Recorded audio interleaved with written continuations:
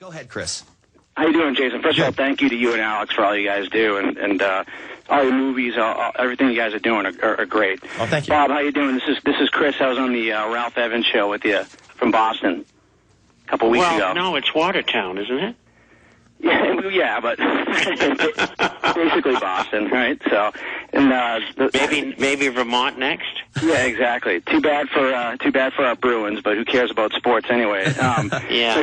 My question, Bob, that recently I've had a chance to come up with some bonus money from work, and initially I was thinking about buying a gold coin or two, but when you think of everything going down, I mean, how much sense does it make to buy gold coins if it's going to collapse as bad as it seems? I mean, is silver Chris, better? where else you going to go? Say that again? Where else are you going to go with your money that's safe? And let me say this, too, Bob. When I started listening to the Alex Jones program in 2003, really started to become awake in 2002, you could purchase an ounce of gold for under $300. We're talking about less than 7 years ago, and I believe it's hovering around $1,200 right now. Even if it takes a hit and dips below 1,000, it still has inherent value as a fiat currency never will, Bob. Absolutely. Go ahead, Chris. Yeah, I know. It's just, I agree with you. I mean, is it really going to go to 2,500? Well, the deal is, Chris, you can wait and you can hedge your bets, or you can invest in something that will have a value a month from now, 6 months from now, 12 months from now, 5 years from now, 10 years from now, or we can sit here and nitpick and say, well, it might fall a little bit, it might be manipulated. The bottom line is it's a hard currency, and it has an intrinsic value for thousands of years. Appreciate the call. Got to jump. George in Connecticut, I believe. George, you're on the line. So the sort of similar question, but not quite exactly the same. I'm wondering, I mean, you can't put everything into gold bullion. Is there any fund that has a combination of bullion and maybe gold, barrack gold or golden mines and things like that? But I have a back-end question about that flash trading.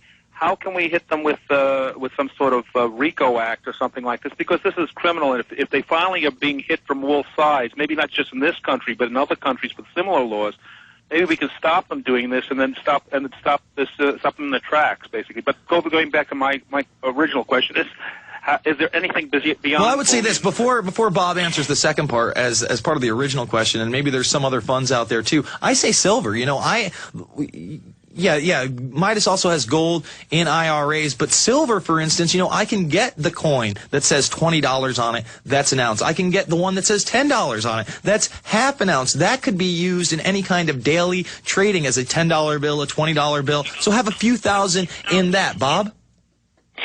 Well, as far as the SEC and their non-execution of the rules, it's simple.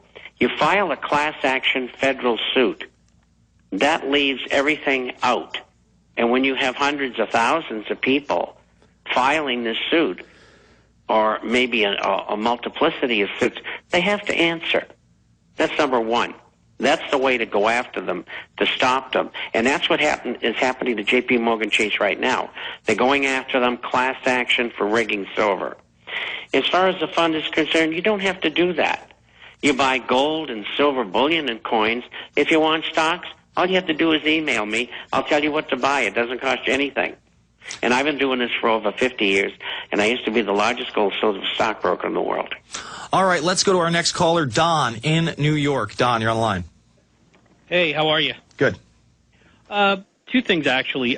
First, I just wanted to make the example right off the bat before my question. You know, I applied for a mortgage from J.P. Morgan Chase, and everything went through. Everything was fine. And then they started getting into some very, very personal questions. They wanted a copy of my divorce agreement. They asked me, you know, personal questions.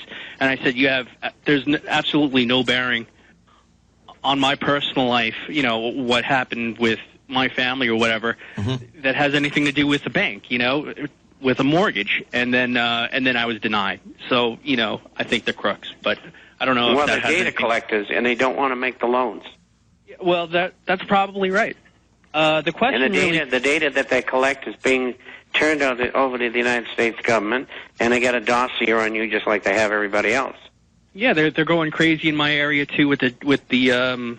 I live in a suburb of Manhattan, in New Jersey, and they're going crazy with the census too, like asking ridiculous questions. You know, even if you filled in the paperwork, oh, we just want to double check. You know, and they're going door to door. The financial question I had for you was, you know, everybody.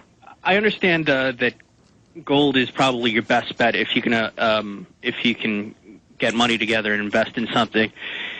With the devaluation of currency, how does that relate to people who have debt? You know, like if you own a mortgage and it devalues, what is that a good thing? Is that a bad thing? What can possibly happen?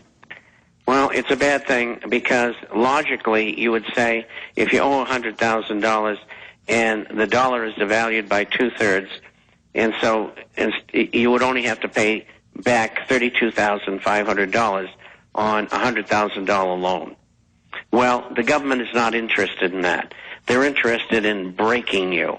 They want everybody financially and economically on their knees, so they're going to tell you, you're going to pay the old mortgage back. I don't know how you're going to do it, but do it. If you don't, we own your house. All right, let's take one more caller before the break. Eddie in New Hampshire, quickly. Hi, Bob, yes, sir. Jason? Yes. Hi, good afternoon. I just had a quick question. Bob, a couple of weeks ago I heard you mention that you believe at some point that the stock market could go down as little as 2,500 to 3,000. I just wanted to know if you 28 had to 32 is the number, but that's close enough. Okay. If you had to guess, do you believe that decline is going to be gradual, or do you expect one major event that just said that plummet? I think it'll be gradual because of the ability of the United States government through the Working Group of Financial Markets to manipulate the market. We're going to come back after this. It's the Alex Jones Show, final segment with Bob Chapman, Infowars.com, and streaming live at PrisonPlanet.tv.